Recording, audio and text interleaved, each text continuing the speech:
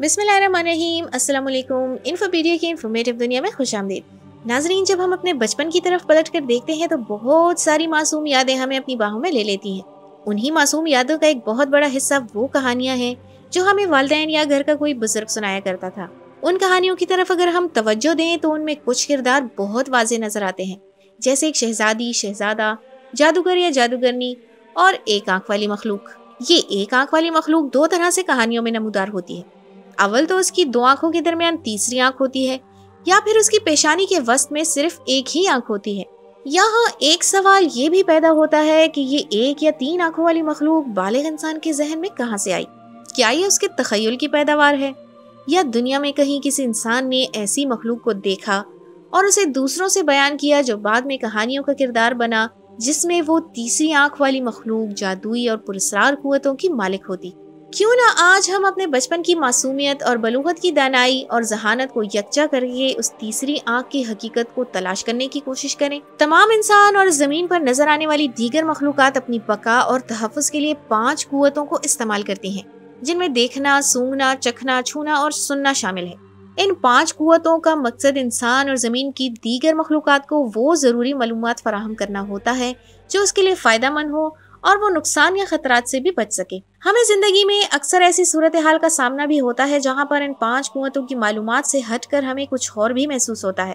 یہ اکثر مستقبل قریب میں ہونے والے کسی واقعے یا حادثے سے متعلق ہوتا ہے۔ اگر ہم اس نامعلوم قوت کے پیغام کو سمجھ لیں تو خود کو حادثات سے محفوظ رکھ پاتے ہیں۔ عام طور پر لوگ اسے چھٹی حس قرار دیتے ہیں۔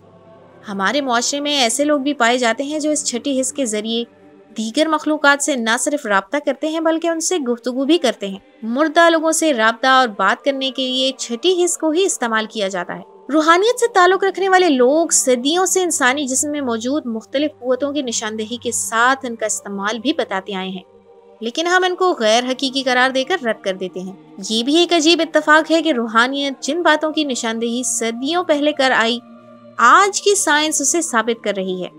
قدرت کی عطا کردہ قوتوں میں سے ایک قوت تیسری آنکھ ہے۔ روحانیت کی دنیا میں تیسری آنکھ کا تصور بہت قدیم ہے۔ اگر یہ کہا جائے تو غلط نہ ہوگا کہ ہر تہذیب اور مذہب میں تیسری آنکھ کا وجود ہے۔ تیسری آنکھ سے متعلق 2 نظریات کو سب سے زیادہ اہمیت حاصل ہے۔ کچھ کے نزدیک تیسری آنکھ ایک جسمانی وجود رکھتی ہے، اور یہ وجود آنکھ سے نہیں دیکھا جا سکتا بلکہ اسے محسوس کیا جاتا ہے، جبکہ کچھ لوگوں کے مطابق تیسری آنکھ ایک روحانی قوت ہے جس کو بیدار کر کے ہم مختلف فوائد حاصل کر سکتے ہیں۔ قدیم تہذیبوں میں تیسری آنکھ کو اکثر ایسی ہستیوں سے منسوب کیا گیا جن کو اس دور کا انسان خدا یا دیوتا کا درجہ دیتا تھا، جن میں مایا، ایزٹیک علماء، انکھ، سمیرین اور مصری شامل ہیں۔ اسی طرح ایشیا میں ٹاؤ، بدھ اور ہندو تہذیب میں بہت سارے شواہد تیسری آنکھ پر دلالت کرتے ہیں۔ مایا تہذیب کے کیلنڈر کو کچھ عرصہ قبل بہت شہرت ملی کہ سال 2000 شروع ہوتے ہی دنیا تباہ ہو جائے گی۔ مایا تہذیب میں ان کے بارش کے دیوتا کی پیشانی پر تیسری آنکھ ہے۔ اسی طرح مصری تہذیب میں ہارس اور را کی ایک آنکھ بہت مشہور ہے۔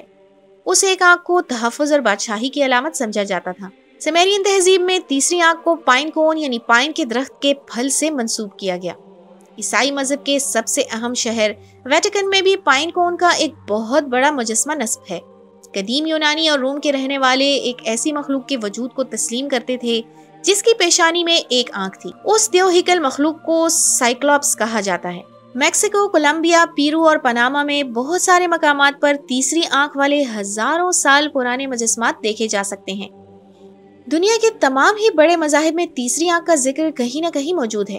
بدھ اور ٹاؤ مذہب کے ماننے والے تیسری آنکھ کے وجود پر بھرپور یقین رکھتے ہیں۔ ہندو مذہب میں تیسری آنکھ کو ان کے دیوتا شیوا اور کرشنا سے منسوب کیا جاتا ہے۔ یہودی اور عیسائی مذہب کی مقدس کتاب بائبل کی کتاب میتھیو کے جز نمبر 6 میں بھی تیسری آنکھ کا ذکر ملتا ہے۔ قرآن پاک میں اس تیسری آنکھ کی طرف کئی آیتوں میں اشارہ ملتا ہے۔ مثال کے طور پر سورہ الاعراف کی آیت نمبر 198 میں کہا جا رہا ہے، بلکہ اگر تم انہیں سیدھی راہ پر آنے کے لیے کہو تو وہ تمہاری بات سن بھی نہیں سکتے۔ بظاہر تم کو ایسا نظر آتا ہے کہ وہ تمہاری طرف دیکھ رہے ہیں، مگر فی الواقعہ وہ کچھ بھی نہیں دیکھتے۔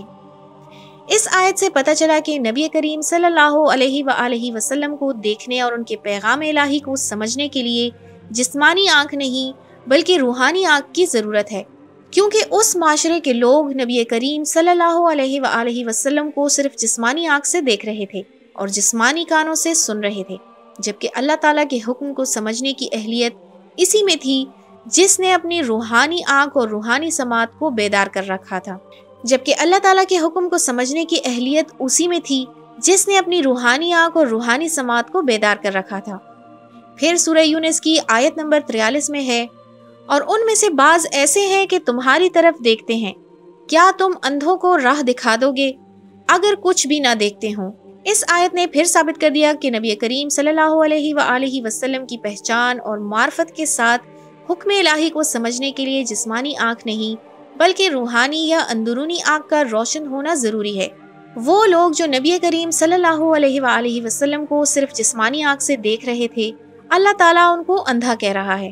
سورہ انعام آیت نمبر 104 میں ارشاد ہے، تحقیق تمہارے ہاں تمہارے رب کی طرف سے نشانیاں آ چکی ہیں، پھر جس نے دیکھ لیا تو خود ہی نفع اٹھایا، اور جو اندھا رہا سو اپنا نقصان کیا، اور میں تمہارا نگہبان نہیں ہوں۔ اس آیت میں اللہ تعالیٰ دو لوگوں کا حال بیان فرما رہا ہے، ایک وہ لوگ جنہوں نے اللہ کی نشانیوں کو دیکھ کر ان سے فائدہ اٹھایا، اور دوسرے وہ لوگ جو آنکھیں ہونے کے باوجود اندھے رہے کیونکہ وہ اللہ کی نشانیوں کو پہچان نہیں سکے۔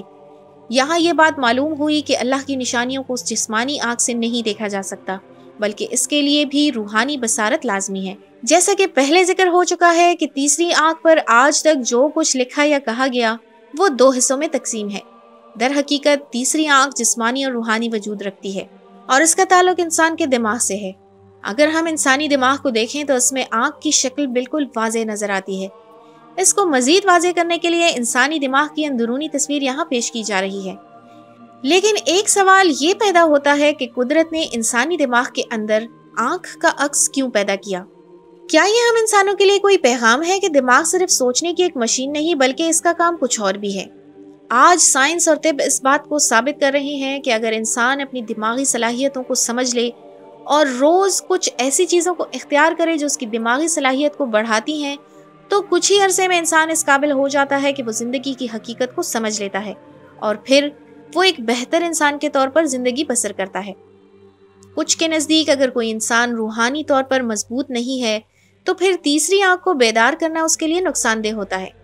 تیسری آنکھ بیدار ہونے کے بعد انسان کا تعلق کائنات کی عظیم قوتوں سے ہوتا ہے۔ جو لوگ روحانی طور پر بیدار نہیں ہوتے، اگر وہ تیسری آنکھ کو بیدار کر لیں تو پھر اکثر ان کو بہت ڈرا دینے والے خوابوں کا سامنا کرنا پڑتا ہے۔